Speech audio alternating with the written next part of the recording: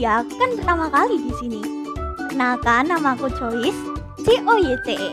Hari ini aku akan beribadah online sama kamu, ditemani oleh Ko Hansun dan Cewenwen dalam ibadah sekolah minggu kelas besar GKA Elion versi online. Guys, ayo kita siapin hati yuk. Kita berdoa. Terima kasih Tuhan Yesus untuk hari yang baru. Kami mau menyembah-Mu di dalam roh dan kebenaran. Sepanjang ibadah ini, firman-Mu kiranya memberkati kami semua. Dan ini menyenangkan hati Tuhan. Dalam nama Tuhan Yesus kami mengucap syukur dan berdoa. Amin. Guys, kalau kamu disuruh kerja kelompok dan mesti bagi tugas sama kelompokmu, deadline ngumpulnya itu 5 hari dari sekarang, hari Jumat nih. Kamu bakal pilih orang yang mana di antara 2 orang ini?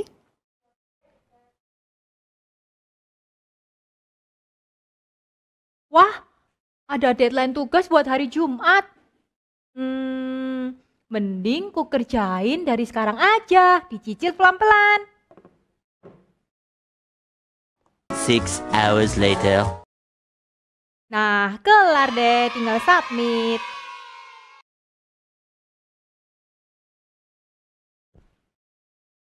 Halo, Per, bagianku udah tak upload ya. Silakan dicek. Sip. Oke, bye. Nah, sekarang tinggal santai deh. ada deadline buat tugas hari Jumat. Alah, masih 5 hari lagi kok. Santai-santai, main game, lihat drakor. Day 4.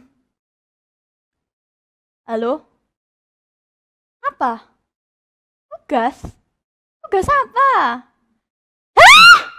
Ya ampun, aku lupa. Sorry loh. Sorry ya apa ini? Nah, pilih yang mana guys? Nah, kalau misalnya kamu janjian ketemu jam 9, kayak gini nih. Halo? Oke, besok jam 9 di lokasi ya. Siap, beres. Oke, bye.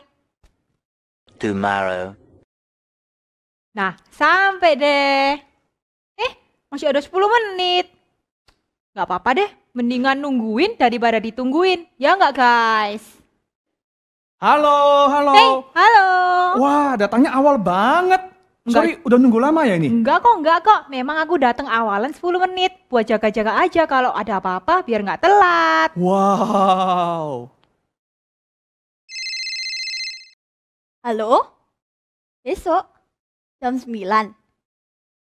Oh, oke, gampang. Iya, aku pasti bangun pagi. Tomorrow for sure. Halo? Joyce, kamu udah di mana? Ditungguin orang-orang ini loh. Udah 20 menit ini. Oh iya, tuh bentar ya. Lagi OTW kok.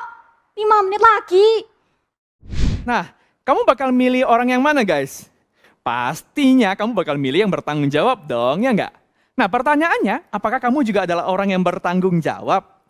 Guys, mari kita bangun kualitas hidup karena di dalam Yesus, hidupku takkan sama.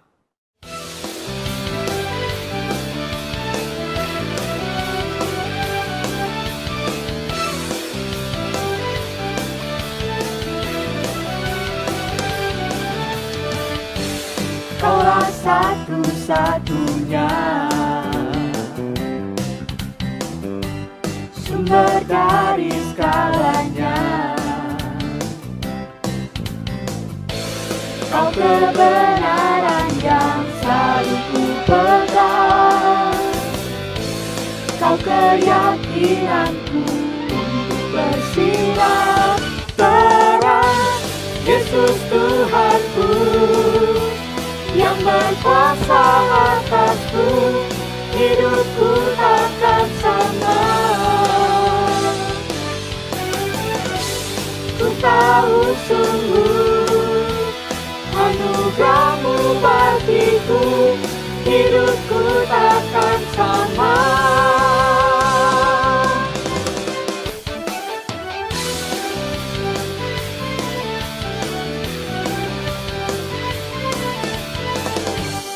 Kaulah satu-satunya sumber dari segalanya. Kau kebenaran yang selalu ku pegang, kau keyakinanku untuk bersinar terang. Yesus Tuhanku yang berkuasa atasku, hidupku takkan sama. Ku tahu sungguh anugerah-Mu bagiku, hidupku takkan sama. Guys, mari katakan sama-sama, Tuhan Kaulah alasan kami untuk hidup. Kaulah alasan untuk ku hidup, hanya menyenangkan-Mu. Kaulah alasan untuk ku hidup, hanya menyenangkan-Mu. Kaulah alasan untuk ku hidup, hanya menyenangkan-Mu. Yesus Tuhan, Yesus Tuhanku yang berkuasa atasku, hidupku takkan sama. Ku tahu sungguh anugerah-Mu bagiku, hidupku takkan sama.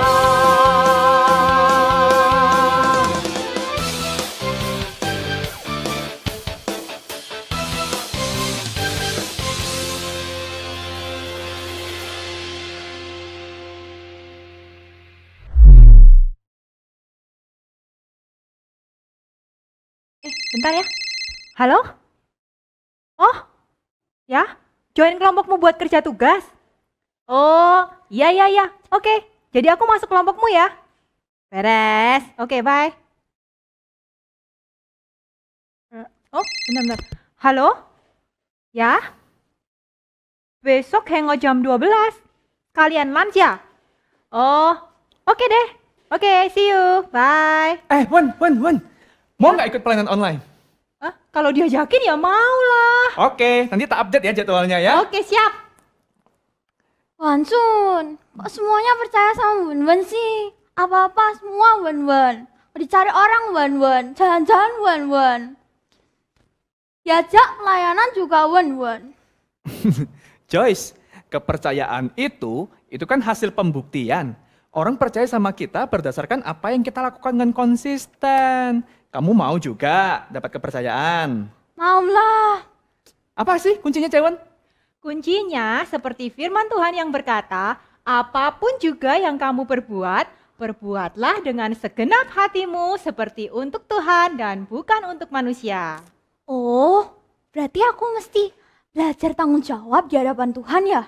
Exactly, seperti itu. Nah guys, kalau mau dapat kepercayaan, mari kita lakukan segala sesuatu sebaik-baiknya untuk menyenangkan Tuhan.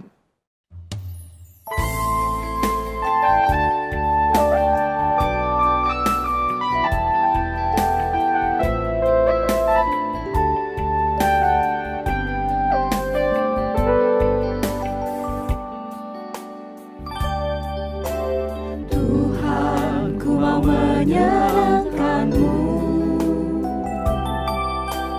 Tuhan, bentuklah hati ini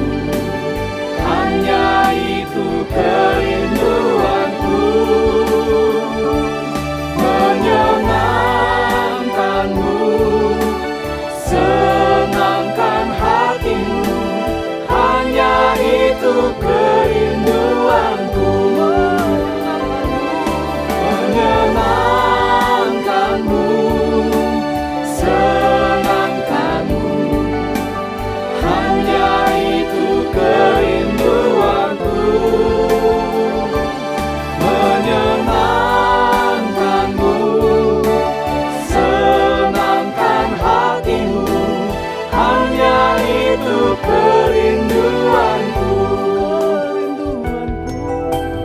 hanya itu kerinduanku.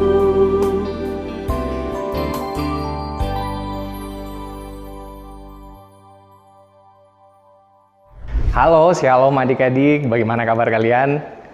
Lalu saya berharap kalian semua dalam kondisi yang baik-baik saja ya.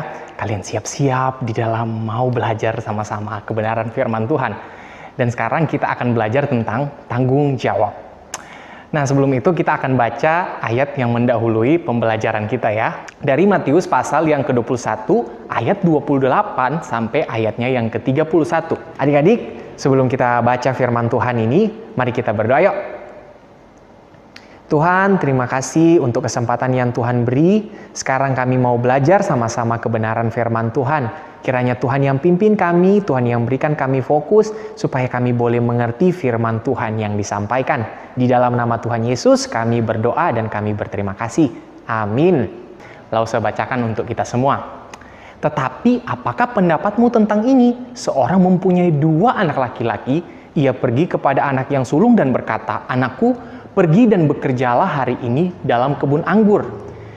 Jawab anak itu, "Baik Bapa," tetapi ia tidak pergi. Lalu orang itu pergi kepada anak yang kedua dan berkata demikian juga. Dan anak itu menjawab, "Aku tidak mau." Tetapi kemudian ia menyesal lalu ia pergi. Siapakah di antara kedua orang itu yang melakukan kehendak ayahnya? Jawab mereka, "Yang terakhir."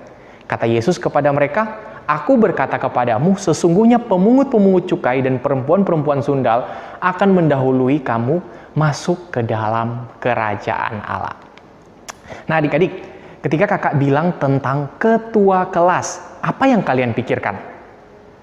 Orang yang selalu direpotkan, orang yang selalu disuruh-suruh, banyak batul tugasnya, capek lagi kegiatannya. Kira-kira ada nggak sih yang mau melakukan hal-hal seperti itu? Rasa-rasanya nggak semua orang deh suka diperlakukan seperti itu ya. Nah, yang jadi pertanyaan, kok kenapa mereka mau menjadi ketua kelas terus tugasnya sebanyak itu? Terus melakukan hal-hal yang bisa dikatakan yang mereka juga nggak mau kan? Dan kenapa mereka diperlakukan seperti itu? Jawaban yang pertama adalah karena mereka merasa apa yang mereka kerjakan itu merupakan tanggung jawab. Terus, kenapa mereka diberikan tanggung jawab? Padahal itu sulit untuk mereka dan bahkan mereka kan bisa aja menolak. Nah, kenapa dong mereka bisa mau dan mereka mau serius mengerjakannya dengan sungguh-sungguh? Yang berikut adalah karena mereka bisa dipercaya, makanya mereka diberikan tugas. Karena mereka mampu bertanggung jawab, makanya mereka diberikan tanggung jawab itu. Nah, begitu juga dengan ayat yang kita baca tadi adik-adik. Di situ Tuhan Yesus memberikan perumpamaan tentang 2 orang anak yang mendapat tugas dari orang tuanya. Di situ ada permasalahan dalam merespon perintah orang tuanya. Anak yang pertama nih ya, pada saat dia diperintahkan orang tuanya untuk mengerjakan sesuatu yang diperintahkan, dia bilang, "Oke Pak, aku mau mengerjakannya," tetapi tidak dikerja-kerjakannya tuh. Nah, masalah yang kedua adalah pada saat orang tuanya memerintahkan anaknya yang kedua malah nggak mau. Tetapi sampai pada suatu saat dia menyesal dengan perbuatannya. Dia sedih. Caranya seperti itu membuat orang tuanya kecewa. Dan dia akhirnya mau melakukan sesuatu yang padahal dia nggak mau. Nah, paling tidak adik-adik dari hal tersebut kita bisa belajar. Yang pertama ya, tanggung jawab itu adalah melakukan apa yang seharusnya kita lakukan walaupun kita ini tidak menyukainya.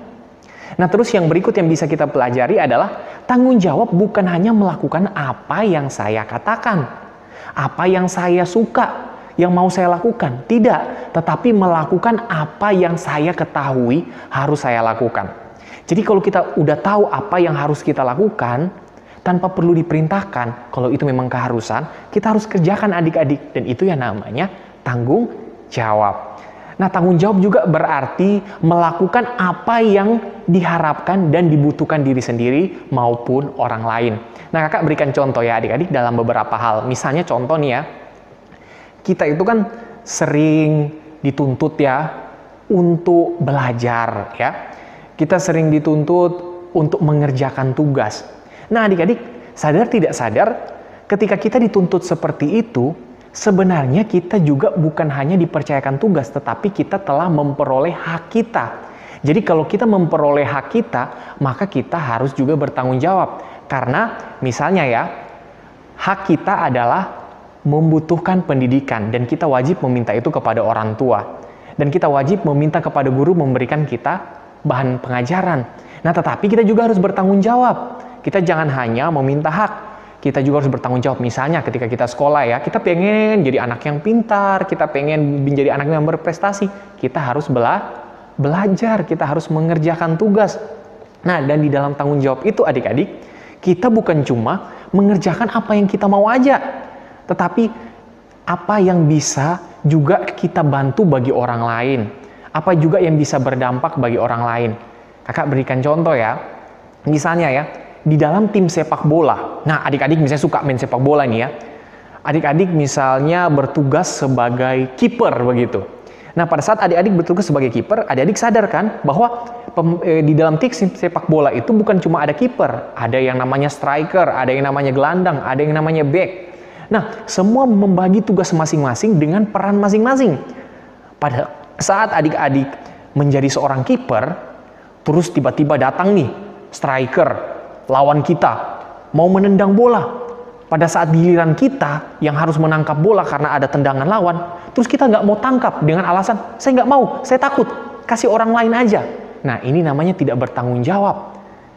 Di dalam sebuah tim, kita bukan hanya mau melakukan apa yang kita mau, tetapi apa yang semua orang butuhkan dan kita berperan di dalamnya, dan kita juga harus bertanggung jawab untuk bukan cuma berpikir tentang bagian kita, tetapi apa yang menjadi bagian kita terkadang itu bisa berdampak untuk orang di sekitar kita. Nah, kalau adik-adik misalnya jadi pemain tim sepak bola terus menjadi kiper dan adik-adik bertingkah seperti itu, tingkah seperti itu bukan cuma merugikan adik-adik, tetapi merugikan tim. Karena kita telah membagi tugas, begitu ya. Nah, berikut juga adik-adik, kita bisa mengambil contoh ya. Di dalam bertanggung jawab itu, bukan cuma perkara di dalam olahraga sehubungan dengan saya pengen mengalahkan lawan saya, itu tanggung jawab saya di dalam berolahraga. Apalagi di dalam kompetisi, kita harus berjuang mati-matian untuk mengalahkan siapa aja yang menjadi lawan kita. Bukan hanya seperti itu adik-adik. Karena pada kenyataannya, kakak ambil ilustrasi tentang lari maraton. Pada suatu ketika, ada seorang muda yang mengikut lomba lari maraton. Otomatis kan jarak lari tempuhnya itu jauh banget. Dan kadang-kadang dibuat pada saat suasana yang panas, musim kemarau begitu ya. Dan otomatis ini akan sangat menguras tenaga. Sampai suatu ketika ada seorang pelari yang betul-betul bukan cuma dalam kondisi kelelahan, dia juga udah di posisi yang paling terakhir. Posisi paling terakhir itu misalnya dari 100 orang nih ya, dia berada di posisi yang ke-100 ya, otomatis dia udah kalah kan. Terus yang berikut ternyata dia telah mengalami luka. Entah itu mungkin jatuh atau terkilir dan lain sebagainya. Intinya dia udah kelabakan pada saat mau menyelesaikan tugas. Nah, di sisi lain, orang-orang udah berpikir ya udah deh kamu menyerah aja, kamu udah nggak mampu. Tetapi dia mau berusaha terus berlari, sekalipun dia harus bercucuran air mata, dia harus menahan rasa sakit. Yang jadi pertanyaan, kenapa dia mau melakukan itu semua?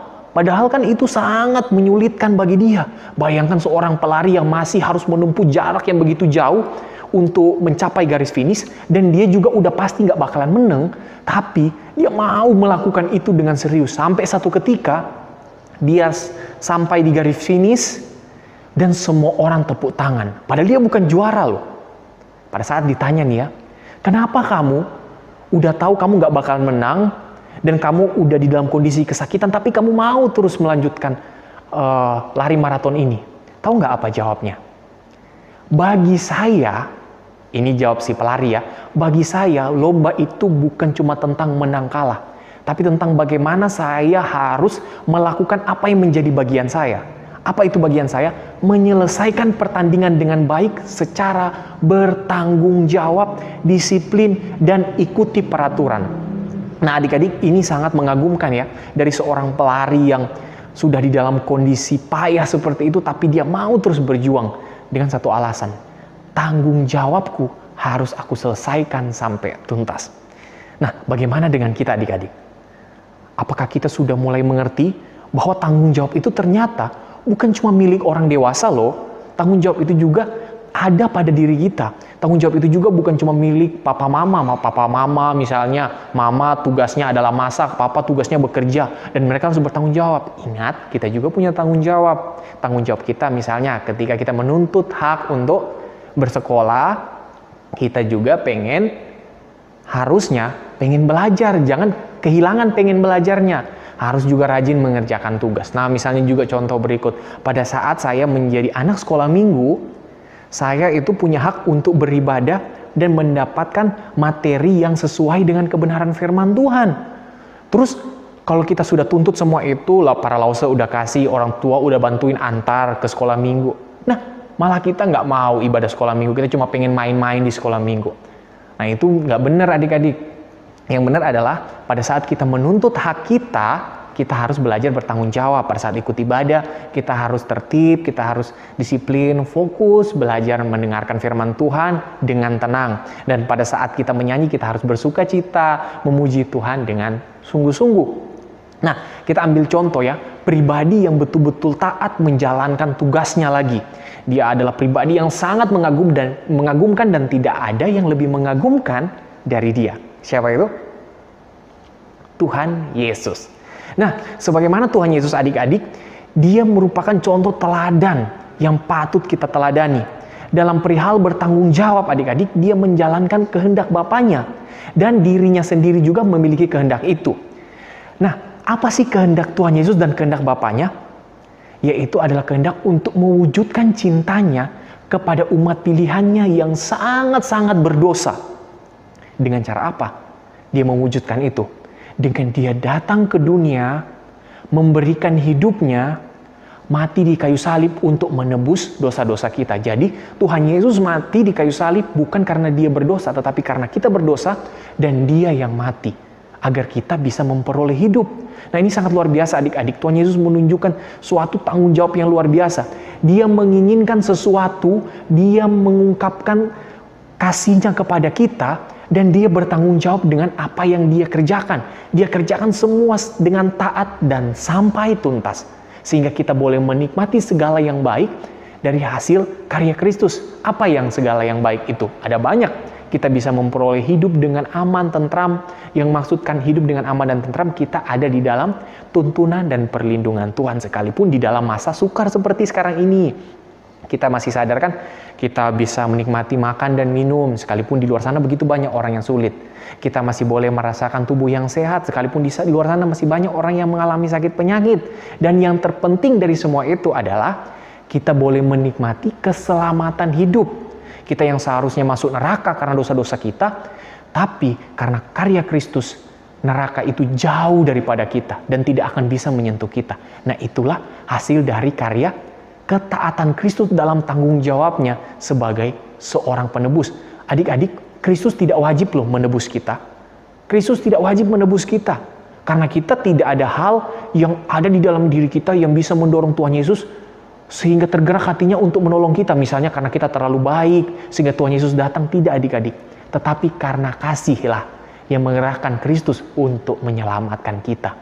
Dan dia menunjukkan contoh tanggung jawab sebagai seorang manusia yang penuh dengan ketaatan. Dan ini kita bisa garis bawahi ya, sebagai tanggung jawab. Dan kalau tidak ada teladan Kristus yang memberikan contoh ketaatan sebagai tanggung jawab yang penuh, kita tidak akan mendapatkan contoh yang lain sebagai pribadi yang sempurna di dalam menjalankan tanggung jawab. Memang sih ada banyak orang yang mampu menjalankan tanggung jawab, tapi ingat, tidak seperti Kristus. Dan Kristuslah panutan kita. Maka Kristus mau mengajarkan kita untuk menjadi pribadi yang bertanggung jawab. Apalagi kan kalau kita melihat tadi, ada seorang anak yang bilang, oh saya mau melakukan kehendak Bapakku. Tetapi ujung-ujungnya dia nggak lakukan. Tetapi Kristus, dia bukan cuma mengekspresikan kasihnya yang bisa diungkapkan dengan mulut, tidak. Tetapi dia mengungkapkannya dengan tindakan. Dan ini sangat-sangat luar biasa adik-adik. Nah, jadi lantas bagaimana dengan kita ya? Maukah kita belajar menjadi anak yang bertanggung jawab? Atau mungkin kita hanya mau melakukan tanggung jawab yang sesuai dengan keinginan hati saya? Kalau nggak sesuai dengan keinginan hati saya nggak mau. Sekolah minggu kan nggak menarik. Saya nggak mau bertanggung jawab untuk menjadi murid-murid Kristus yang taat beribadah. Saya nggak mau. Itu urusan orang-orang dewasa aja. Jangan ya. Kita harus belajar dari hal-hal kecil. Nah, coba adik-adik pikir-pikir lagi ya. Tanggung jawab seperti apa sih yang sering kali kita abaikan? Atau mungkin kita nggak pernah tahu sama sekali. Contoh ya, seperti kakak udah berikan tadi. Tanggung jawab kita sebagai murid ketika kita di sekolah. Kita udah tahu kan apa yang menjadi tugas tanggung jawab kita? Berikut, ketika kita dalam beribadah, apa yang menjadi tanggung jawab kita ketika kita beribadah? Kita harus menjadi anak yang taat ketika beribadah, harus tertib, dan lain sebagainya. Di dalam berdoa nggak boleh main-main, di dalam mendengarkan firman Tuhan harus serius, dan di dalam memuji muliakan Tuhan harus dengan ketulusan. Nah, berikut juga, tanggung jawab kita di rumah apa? Nah, adik-adik, kita bisa membantu orang tua di dalam hal-hal yang kecil. Misalnya ya, kita belajar dari dini untuk pas bangun tidur, merapikan tempat tidur. Terus tanpa perlu dipaksa-paksa orang tua untuk mandi berangkat ke sekolah misalnya ya, kalau masa pandemi udah selesai, kita harus sadar pada saat kita buka mata udah pagi, bangun tidak perlu lagi dipaksa-paksa untuk disuruh mandi. Karena kita merasa itu tanggung jawab, jadi kita harus segera bangun. Pada saat kita udah dibangunin, kita langsung bangun dan kita langsung mandi, nggak perlu dipaksa-paksa. Kita harus belajar bertanggung jawab dari hal-hal kecil ya. Juga di dalam kesehatan. Saya punya hak untuk hidup sehat. Orang tua udah berikan kita segala yang kita perlukan untuk memperoleh kesehatan. Misalnya nih ya, orang tua udah berikan makan, minum secukupnya, istirahat, dan lain sebagainya. Tuhan juga udah berikan kita kesehatan. Tapi kita nggak mau jaga kesehatan. Malah buat hal-hal yang bisa bikin kita sakit penyakit. Nah, itu juga menunjukkan contoh yang kita tidak bertanggung jawab bagi diri sendiri. Dan masih banyak lagi contoh. Tapi paling tidak itu adalah gambaran-gambaran kita ya. Nah, kita bisa belajar juga ya dalam hal ini. Kita bukan hanya melakukan tugas apa yang diperintahkan. Tetapi melakukan apa yang seharusnya saya lakukan walaupun tanpa perlu diingatkan lagi. Belajar mengerjakan semaksimal mungkin apa yang dipercayakan dan ditugaskan kepada kita. Dan kita juga bisa belajar, kita harus diingatkan bahwa kita harus melakukan apa yang kita katakan atau apa yang kita yakini kebenarannya. Misalnya begini adik-adik ya, kita harus melakukan apa yang seharusnya kita lakukan berdasarkan apa yang kita percaya dan berdasarkan apa yang kita katakan. Misalnya ya, saya percaya bahwa hidup di lingkungan yang bersih itu baik. Saya percaya hidup di lingkungan yang steril itu baik. Tetapi ketika kita ngomong seperti itu, kita buang sampah sembarangan. Nah, itu kan nggak benar tuh. Nah, misalnya begini. Saya percaya hidup yang sehat itu adalah hidup yang diperlukan semua orang. Tapi kita malah suka-suka cari penyakit. Kita malah melakukan hal-hal yang tidak benar. Misalnya makan jajanan-jajanan yang nggak sehat. Kita malah suka main-main hujan. Nah, itu bahaya banget adik-adik. Kita pengen sehat, tetapi kita tidak menjalankan kewajiban kita. Padahal kita udah dapat hak. Nah, intinya ada banyak contoh yang bisa kita pelajarin tentang sehubungan dengan belajar bertanggung jawab. Nah, oleh karena itu, mari ya, kita sama-sama mengerti bahwa tanggung jawab itu sekali lagi bukan cuma milik orang dewasa. Adik-adik mulai dari sekarang harus sudah belajar tentang bertanggung jawab. Karena itu adalah bekal kita di masa depan. Ketika kita menjalani hidup sebagai orang dewasa, kita akan dengan mudah menjalankan tanggung jawab kita asalkan kita udah belajar dari kecil. Jadi, ingat sekali lagi, tanggung jawab bukan cuma milik orang dewasa. Dan tanggung jawab juga merupakan perintah.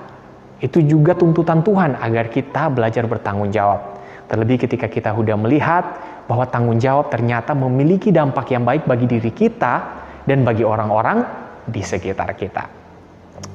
Kiranya melalui perenungan singkat ini kita boleh sama-sama mengerti ya betapa pentingnya belajar menjadi anak yang bertanggung jawab. Mari kita berdoa yuk. Tuhan Yesus, terima kasih untuk kasih-Mu di dalam hidup kami. Kami boleh belajar mengerti apa yang menjadi tujuan kami di dalam kehidupan kami di dunia ini. Kami memuliakan Tuhan, kami mengagungkan nama Tuhan, kami menikmati Tuhan. Terlebih Tuhan juga memberikan kami tanggung jawab yang untuk kami jalankan. Ajar kami untuk serius menjalankan tugas tanggung jawab kami. Karena kami percaya tugas tanggung jawab kami adalah untuk kebaikan kami sendiri. Sekali lagi, kami bersyukur dan kami berterima kasih. Amin.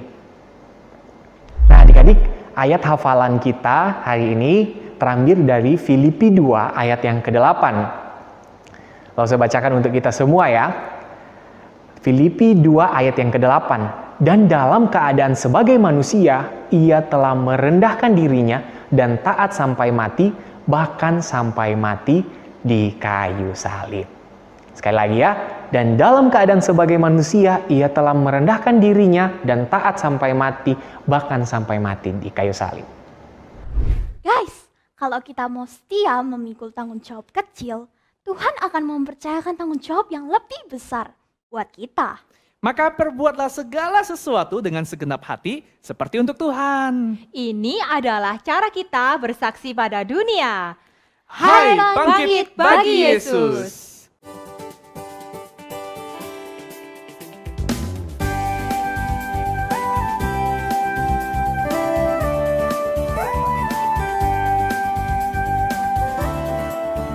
Hai, bangkit bagi Yesus, pasukan salibnya, bersama Tuhan Yesus maju ke medan perang. Dengan tekun berjuang, engkau pasti menang, dan musuh Tuhan kita pasti dikalahkan. Kau jangan mengandalkan akal kekuatanmu. Andalan seperti itu tak ada gunanya. Senjata paling ampuh itulah firman-Nya. Olehnya akan tunduk semua musuhmu.